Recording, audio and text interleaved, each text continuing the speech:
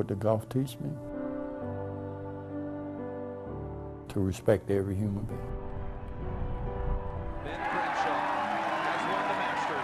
It's a lesson more valuable than any club Carl Jackson ever carried, because it allowed him to choose the course of his life.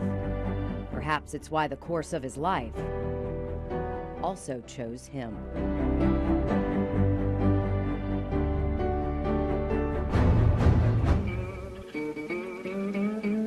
The year was 1958. Carl was 11. I'm walking up Gardner Street, and the caddy master from the Augusta National was looking for caddies, and he stopped and he asked me that I wanted to go, make some money that day, and I said yes.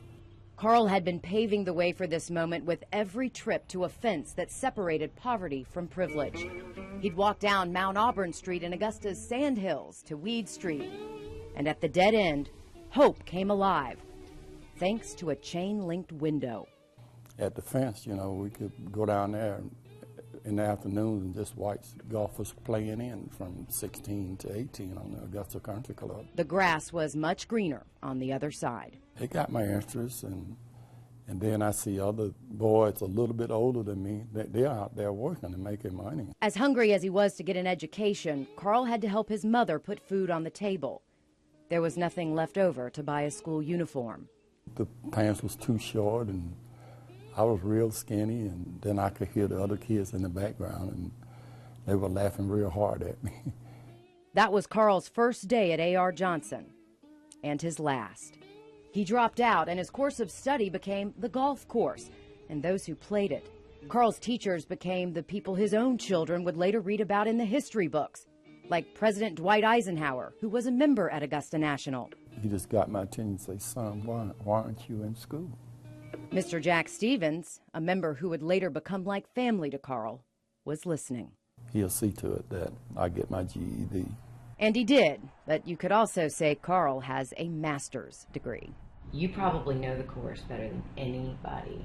Would you say that's fair? Well, today I would say that's fair. You could think about a couple of the older guys, especially my mentor, Pappy Stokes. He helped build the golf course.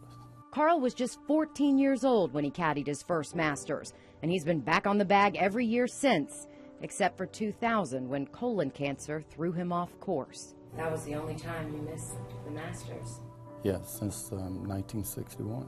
You knew you'd be back, though. I had faith that I would be back. This year will be his 54th Masters, his 39th with Ben Crenshaw. Here we are now, we're still together. Carl was by Ben's side when he won his 2 green jackets, one in 1984 and the other in 1995. This will be Ben's last year as a competitor, and probably Carl's final one as well. Like the golfer, you never say never, but if it's more than likely the last time.